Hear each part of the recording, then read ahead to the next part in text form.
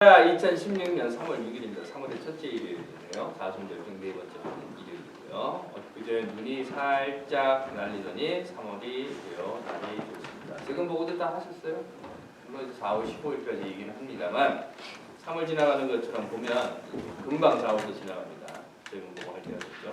사실은 저도요 2월 초부터 이제 세금 보고 해야지 그러면서 지금까지 안 하고 있어요. 그런가 하면 다음 일요일이 데일라이트 세이빙 타임이 시작이 됩니다. 1시간을 세이빙하는 거니까 1시간 없어지는 거죠. 물론 가을 되면 다시 찾아 쓰기는 하지만 1시간 일찍 움직이셔야 합니다. 잊지 마시고요.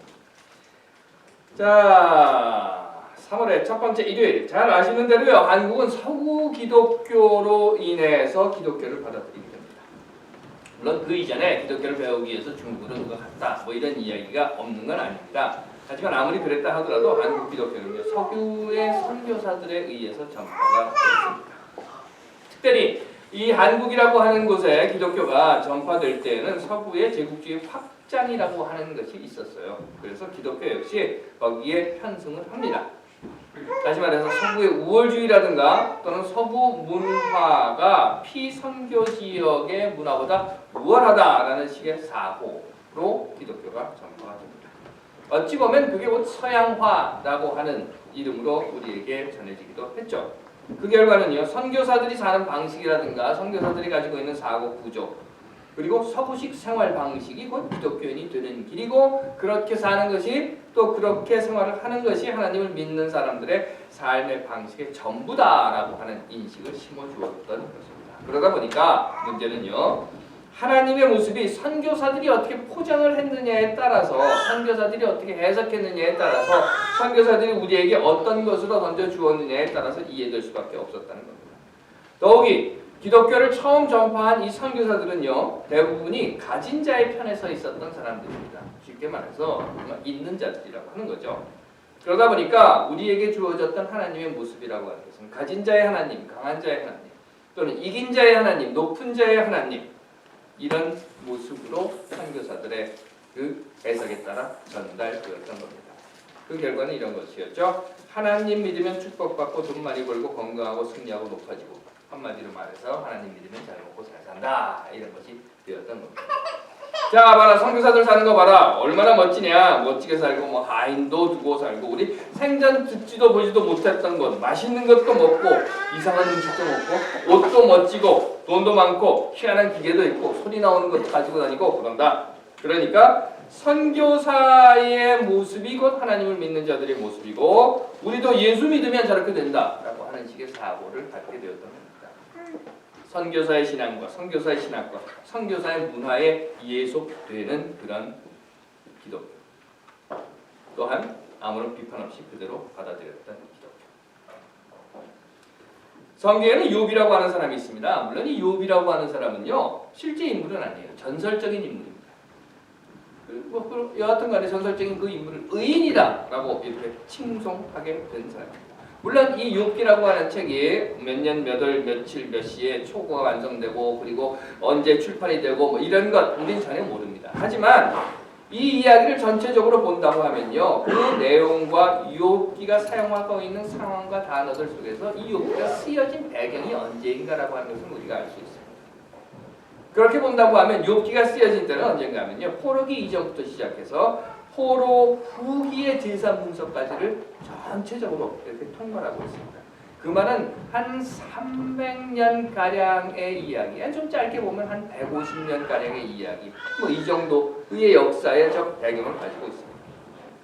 무슨 소린가? 간단히 말해서요, 욥기라고 하는 것은요, 남북 이스라엘이 모두 멸망을 하고 포로로 붙잡혀가고 포로로 붙잡혀서 바벨론으로 갔다가 예루살렘에 돌아와서 그 허물어진 옛 성전의 영광을 보면서 눈물을 흘리고 괴로워하고 고통당했던 그 시기에 걸쳐서 쓰여진 거라는 겁니다. 뭐 이에 대한 역사적인 배경은 제가 늘 말씀드렸으니까 다시 말씀드리지 않고 여러분들 다 알고 계시리라고 생각하고요. 여하튼 이러한 역사적 배경에서 욥기라고 하는 것이 쓰여집니다. 그렇기 때문에요, 욥기는 이스라엘 유대인들에게 있어서는 아주 처절한 자기 성찰이었습니다. 그냥 단순히 욥이라고 하는 사람이 있는데 그렇게 살았는데 뭐 이렇게 뭐 해가지고 뭐 더 부자가 됐대. 이걸로 끝나는 것이 아니었다는 거죠. 간략하게 욥기에 대한 이야기를 여러분들께 말씀드리면 이런 겁니다. 욥이라고 하는 사람이 있었어요. 모두가 다 의롭다라고 했습니다. 거기다 상당한 재력가였고, 그리고 그 좋은 그 집에서 살았고, 또 아주 훌륭한 자녀들도 같이 있었다라고 합니다. 그런데 어느 날 마른 하늘의 날벼락이라 가족들이 다 죽습니다. 딸들이 다 죽어요. 갑자기. 아들들도 다 죽어버립니다. 갑자기. 그리고 온통 내가 가지고 있었던 그 재산들도 다 없어져 버립니다. 알거지가 되어버리는 거예요. 뿐만 아니라 몸이라도 건강하면 다시 일어설 텐데 몸에도 병이 납니다. 아내는 이렇게 이야기하죠. 아이고, 이 인간아, 차라리 하나님을 저주하고 그냥 죽어버려라 라고 했던 것이 바로 욥이었습니다. 이 상황이라고 하는 것은요, 이스라엘이라고 하는 민족의 상황을 지금 대변하고 있는 거예요. 나라를 빼앗겼죠. 눈앞에서 피부치들이 죽어가는 것을 보고, 그리고 산산조각 나는 그 민족의 고통을 보고 있는 겁니다. 특히나 하나님의 전이라고 하는 것을 지었어요. 솔로몬이 지었다라고 하는 이 솔로몬이 지은 하나님의 성전이라고 하는 것, 하나님의 임재라고 했죠. 저기에 하나님이 있다 하고 모든 사람들이 다 그쪽에 머리를 숙였습니다. 신성불가침이라고 했습니다. 최고의 존엄이 있는 것, 최고의 신인 하나님이 다른 부족은 감히, 다른 부족뿐만 아니라 심지어는 이 유대 부족들 중에서도 감히 그쪽을 향해서 얼굴을 들 수 없는, 가장 힘이 세고 가장 지혜롭고 가장 부유하고 가장한 그런 최고의 신인 하나님 야훼가 있는 곳이 바로 저 성전이라고 했습니다. 민족의 긍지이고 자존심이고 종교의 중심이고 하나님의 영광이고 거룩이고 우주의 온 한가운데 있는 성전. 그런데 이방 민족이 들어옵니다. 흔히 말하는 이 무식한 오랑캐들이 쳐들어왔어요. 쳐들어와가지고는 피 묻은 칼과 그리고 전장에서 진흙이 덕지덕지 붙은 그 분화를 저벅저벅 신고 바로 그 거룩한 하나님의 온 영광이 모여있는, 누구도 감히 범접할 수 없었던 그 성전 안으로 툭툭거리고 들어가서는 그 하나님의 성전 안에 있는 법궤, 그리고 그 안에 있는 황금이라든가 모든 기명들을 감히 우리 선택받은 민족들도 쳐다보지도 못하고 거룩하게 구별되어서 제사장만이 간신히 들어가서 한번 살짝 닦고 나오는 그런 엄청난 하나님의 전과 하나님의 기물과 하나님의 법궤를 발로 툭툭 차는 거. 이거 뭐야? 야, 이거 뭐냐 여러분? 야, 이거 별거 아니네 하고 그냥 끄집어 던져서 여기저기다 마구 내팽개쳐두는, 발로 툭툭 차버리는 그런 수모와 치욕의 역사를 그들이 겪었다는 거예요. 그 문제를, 그런 상황을 보면서 이들은 이야기하는 거예요. 아, 이게 말이 되는 소리냐? 하나님이, 살아계신 하나님이 계시다고 하는데 이게 도대체 말이 되느냐? 어찌 저 더러운 오랑캐 이방놈들이 하나님의 전을 이리도 기만하고 이렇게 무시하고 이렇게 침을 뱉고 있는데 하나님은 왜 가만히 계십니까? 하는 고통의 이야기를 지금 하고 있는 겁니다. 하나님은 왜, 도대체 어떻게 이런 일이 있을 수 있습니까? 하고 울부짖는 그 역사의 한가운데서 지금 욥은 이야기를 합니다. 유대인들은 이 사건을 통해서요, 성전이 무너지고 나라가 패망하는, 그것도 완전히 패망당하는 이 역사적인 사건을 통해서 사실은 인정하고 싶지 않았지만 인정할 수밖에 없었던 하나님의 새로운 모습을 고백하게 됩니다. 지금까지는 우리 하나님이 최고야, 야훼가 최고야, 누구도 여기엔 들어오지 못해.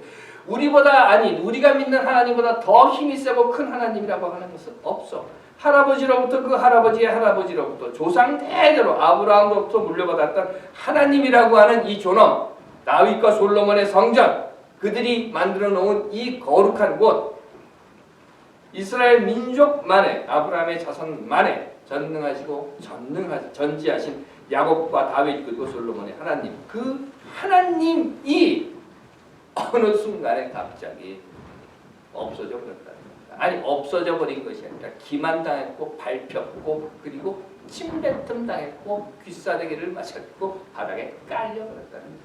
그것도 오랑캐에 반해 저 더러운 이방 민족의 군악과 그 사이에서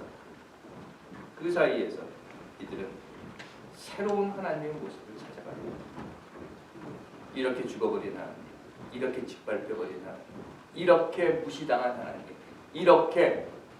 이렇게 우리가 지금까지 상상도 하지 못했던 그런 치욕을 당한 하나님을 보는 그 순간 그들은 하나님을 다시 찾게 됩니다. 그 말은 유대 민족에게 있어서 지금까지 아무도 생각해보지 않았던, 아니 아무 생각 없이 그냥 믿어왔었던, 전해져 왔던 하나님에 대한 성찰이 시작되었다는 것입니다.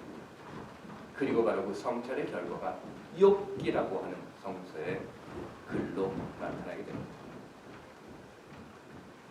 이제 우리를 한번 다시 봅시다. 우리는 어디서 하나님을 알게 되었는가? 앞에서 말씀드렸어요. 우리가 하나님을 알게 된 것은 전해받은 역사 속에서 알게 되었습니다. 그리고 전해받은 그 역사는 서구 선교사들이 우리에게 준 것입니다. 그런 이유로 해서 이미 말씀드린 것 같이 선교사의 신앙과 선교사의 신학과 선교사의 문화에 우리는 그대로 노출되어 있었던 겁니다. 그러다 보니까 하나님의 모습이라고 하는 것은 선교사들이 어떻게 포장을 해놓고 어디에 칠을 해놓고 뽀른 색깔을 어떻게 해놓고 눈 색깔은 어떻게 해놓고 머리카락을 얼만큼 길이로 해놓았는가만 보고 거기에 따라서 선교사들이 해석해 놓는다는 것에 따라서 우리는 하나님을 봤다는 겁니다. 더욱이 일제가 침략을 했던 그 상황에서 선교사들은 또 기독교는 세상으로부터 등질 수밖에 없게 됩니다. 세상에 대해서 뭐라고 이야기를 하면, 일제에 대해서 뭐라고 이야기를 하면 핍박을 받기 시작했습니다. 세상 이야기 하지 말자. 이 땅의 이야기 하지 말자. 어디 이야기? 저 위의 이야기만 하자. 그 결과가 하나님 믿으면 천당 간다라고 하는 말을 듣고 거기에 따라서 하나님을 믿는 목적이 천당 가는 것이 되어버리고 말다. 결국은 천당이 극락보다 좋아 라고 하는 선교사들의 말대로 극락보다 더 좋은 천당에 가려고 한평생 걸쳐서 부처님 앞에 머리를 조아렸던 그 방식대로 예수 앞에 머리를 조아리고 비나이다 하고 예수를 믿었던 것이고, 그렇게 믿었던 것을 그 다음 세대들에게 또 그 다음 세대들에게 그리고 오늘까지 계속된다는 것. 하나님을 믿으면 부자가 된다는 성경말을 선교사들의 말에 회심해서 그 순간부터는 무당에게 가서 굿하지 않고 교회에 와서 부자 되게 해달라고 매일매일 새벽기도 하루도 빠짐없이 빌고 또 빌었다는 겁니다. 그 이전에 무당에게 바치던 복채를 다 가지고 와서 교회에다가 헌금이라고 낸 겁니다. 그러면서 이렇게 빕니다. 부자 되게 해주십시오. 그렇게 믿었던 것을 그 다음 세대 또 그 다음 세대 그 다음 세대 오늘까지도 많은 사람들이 그대로 믿고 있다는 겁니다. 예수 믿으면 아브라함처럼 자손이 많아진다고 해서 예수를 믿기 시작을 했습니다. 그래서 그 이전에 돌부처 코 갈아먹던 것 다 내팽개치고 삼신당에 가지고 바치던 재물 다 없애버리고 교회에 가서 열심히 바칩니다. 그리고 이렇게 이야기합니다. 우리 자손들이 많이 번성하게 해주십시오. 그 믿음이 다음 세대들에게 또 다음 세대들에게 또 다음 세대들에게 전달되어서 오늘도 그런 믿음의 오류 속에 빠져 있다는 겁니다. 그러다 보니까 부자가 축복입니다. 부자가 되면 복 받은 거예요. 사회적 지위가 높은 것이 축복입니다. 권력을 가진 것이 축복이고, 지는 것보다는 이기는 것이 축복이며 빼앗기는 것보다는 빼앗는 것이 축복이고, 죽는 것보다는 죽이는 것이 축복이 되었다는 겁니다. 욥기가 있기 이전에, 포로로 붙잡혀가기 이전에, 성전이 파괴되기 이전에, 나라가 멸망하기 이전에 유대인들에게 있어서 하나님은 그런 사람이었어요. 우리를 부자되게 하고 우리 이 민족이 모든 민족 중에서 가장 높은 민족이 되게 하고 우리 민족이 가장 힘이 센 민족이 되게 하고 우리가 어디에 나가든 항상 우리의 적대자들과 싸워서 이기고 우리의 적대자들이 우리 것을 빼앗는 것이 아니라 우리가 쫓아가서 그들의 것을 빼앗는 거고 그들이 우리를 죽이는 것이 아니라 우리가 가서 그들을 죽이는 것이 곧 축복이었고 그것이 하나님의 뜻이었다. 우리는 선택받은 백성이고 우리는 승리하는 백성이고 우리는 축복받은 백성이었다. 이런 것이었습니다. 그런데 이제 무너진 성전을 보면서 패배한 민족을 보면서 빼앗긴 나라를 보면서 눈앞에서 죽임당해 끌려가는 가족들을 보면서 욥이 이렇게 말합니다. 그럼 하나님이 어디 계십니까? 그럼 하나님은 우리를 버리십니까? 욥기는 전체적으로 그 플롯이 지나가는 내용이 욥과 욥의 세 명의 친구들과의 대화로 진행이 됩니다. 그리고 욥과 같이 대화를 하는 이 상대자들은 번갈아 가면서 욥에게 무언가 추궁을 하고 있는 겁니다. 이렇게 이야기합니다. 너 하나님 앞에 뭐 잘못한 게 있지? 너 뭐 잘못했어? 네가 알든지 모르든지 너 분명히 잘못한 게 있을 거야. 그렇기 때문에 그 너의 잘못 때문에 하나님이 떠나신 거야. 너의 잘못 때문에 내 딸들이 다 죽은 거고, 너의 잘못 때문에 내 아들들이 다 죽은 거고, 내 가축들이 다 죽은 거고, 너는 알거지가 된 거고, 내 몸에 병이 난 거야. 잘못했지? 잘못했다. 잘못했잖아. 그래서 하나님이 너를 떠났잖아. 그래 잘못했다. 라고 욥에게 추궁을 합니다. 그러면서 이렇게 이야기합니다. 내가 전엔 하나님하고 같이 있었어. 아니 하나님이 너하고 같이 있었어. 이제 하나님이 떠났어. 그 떠난 하나님, 너를 떠난 하나님이 지금 우리하고 같이 있어. 너는 더 이상 하나님이 너와 함께 하지 않아. 왜냐? 내가 어떻게 그거를 분명하게 너에게 확신 있게 이야기해 줄 수 있는 줄 알아? 하나님이 너와 함께 하지 않는다는 것을, 그건 지금 일어나고 있는 현상들 때문이야. 너 재산 잃어버렸잖아. 자녀 잃어버렸잖아. 아내도 잃었고, 병들었고, 가난해졌고, 그리고 너는 빼앗겼고, 패배했고, 모든 것이 다 너는 박살이 나버렸잖아. 지금 이스라엘이 그렇게 된 것처럼 그렇게 됐잖아. 그러므로 패배자 욥, 하나님은 더 이상 너와 함께 하지 않으신다 라고 했다는 거예요. 거기에 대해서 욥이 마지막으로 이런 이야기를 해요. 그러나 나는 확신한다. 내 구원자는 살아계신다. 나를 돌보시는 그가 땅 위에서 우뚝 서실 날이 반드시 오고 말 것이다. 내 살갗이 다 썩은 다음에라도, 내 육체가 다 썩은 다음에라도 나는 하나님을 배울 것이다. 내가 그를 직접 뵙겠다. 이 눈으로 직접 뵐 때까지 하나님이 낯설지 않을 것이다. 하나님께서 사랑하시는 여러분, 우리를 한번 봅시다. 우리는 승리의 하나님, 서구 신학의 하얀 피부에 파란 눈동자에 갈색 머리를 가진 그런 하나님이라는 개념 속에 너무도 깊이 젖어 있었던 것이 사실입니다. 그러다 보니까 잃은 자의 하나님, 패배자의 하나님, 낮은 자의 하나님, 고통당하는 자의 하나님, 어두운 뒷골목에 서 계시는 하나님의 모습을 보지 못했습니다. 아니, 보고도 외면했습니다. 그 결과 내가 잃어버렸을 때, 내가 절망 중에 있을 때, 내가 죽음의 문턱에 서 있을 때, 내가 패배했을 때 하나님은 나를 떠났다라고 생각했던 것입니다. 하지만 오늘 우리에게 들려준 욥의 고백을 통해서 하나님은 승리자의 하나님뿐 아니라 패배자의 하나님이시기도 하고, 가진 자의 하나님인 것뿐만 아니라 잃은 자와 함께 하시는 하나님이시며, 높은 자의 하나님뿐만 아니라 오히려 더 낮은 자와 가까이 하시는 하나님, 자신들이 고통을 당해봄으로써 새롭게 깨닫게 되는 그런 하나님이 우리와 함께 하신다라고 하는 것을 욥의 이야기를 통해서, 욥의 고백을 통해서 우리는 볼 수 있는 것입니다. 하나님께서 사랑하시는 여러분, 여러분들 삶 속에서 하나님은 어떤 분이십니까? 여러분들의 삶의 모습에 따라서 다 각기 다른 모습으로 나타나 보일 겁니다. 하지만 한 가지만은 잊지 맙시다. 하나님은 여러분들이 어떤 사람이든 어떤 처지에 있든 아무런 조건 없이 함께 하시는 분이라는 겁니다. 그러므로 세상 속에서 살아갈 때에 여러분들의 삶의 자리에서 낙심하지 맙시다. 죽겠다고 하늘을 향해서 주먹을 부르치고 주먹질을 할 때에도 절대 원망하거나 절망하지는 맙시다. 그 대신 여러분들이 힘들 때 함께 힘들어하고, 여러분들이 눈물을 흘릴 때 함께 눈물을 흘리며, 여러분들이 고통 중에 있을 때 함께 고통을 나누며, 또한 여러분들이 웃을 때 함께 웃으시며, 또한 여러분들이 죽음의 문턱에서 헤매일 때 십자가에 달려 함께 고통당하시는 분, 언제 어디서나 어떤 처지에서든지 하나님은 항상 여러분들과 함께 하신다는 것을, 언제 어디서든 어떤 처지에서든 함께 하시는 하나님이 있다는 것을 여러분들 찾으시고 만나시고 믿으시기 바랍니다. 사순절의 네 번째 일요일입니다. 오늘 사는 우리들의 삶의 모습 속에서 결코 쉽지 않습니다. 속상하는 일도 많고, 답답한 일도 많고, 절망에 빠지는 일도 많고, 도대체 어떻게 해야 되는가? 하는 것으로 땅을 치고 가슴을 치며 울어야 하는 일들도 많습니다. 하지만 잊지 맙시다. 하나님은 우리가 힘들 때 함께 힘들어하시고 눈물 흘릴 때 함께 울고 계시며 고통 중에 함께 고통을 나누고 우리가 죽음의 문턱에서 횡령 있게 십자가에 달려 계시는 분이라는 겁니다. 하나님께서 사랑하시는 여러분, 그 하나님을 오늘 여러분들 삶 속에서 만나게 되시길 간절히 빕니다. 기도하겠습니다.